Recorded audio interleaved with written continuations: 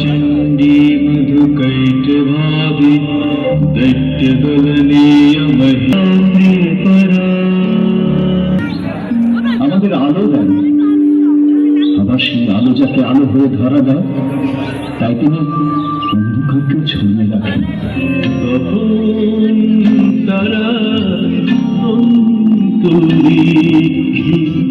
শ্যামল মায়া বৃক্ষে বৃক্ষে আলোয় ছায়া বসুন্ধরায় বিরাজিছ তুমি মহামায়া।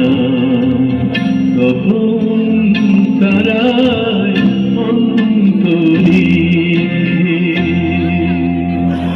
শুনব আর নিশুনব। দেবতারা সর্বচ্যুত হলেন এই দুই প্রবল পরাক্রমশালী সহোদরের হাতে। তারা আশ্রয় নিলেন হিমালয়ের জামুর ভিত্তিতে। এই প্রয়োজন বদের পর সুন্দর বিষয়টা বুঝতে পারল যে তাদের অভিষ্ট নারী নন, তিনি দেবী। তবে তখন তারা ভাবছে কোন দেবতা স্ত্রী রাখলে এমন ক্ষমতা নেই। তারা তো সঙ্গে শব্দকে চিনে।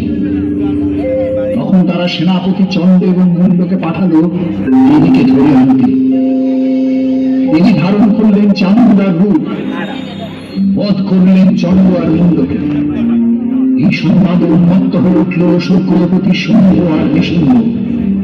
তারা যুদ্ধ ঘোষণা করল সে তেজ শক্তির উদ্দেশ্যে।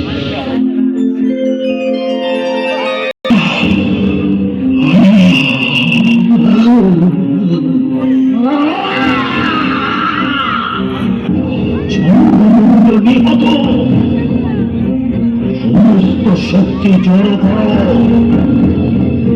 আমাদের ৮৬ জন উচ্চশস্ত্র প্রধান দৈত্য, ৮৪ জন কুলজাত দৈত্য, অতি বীর্যদের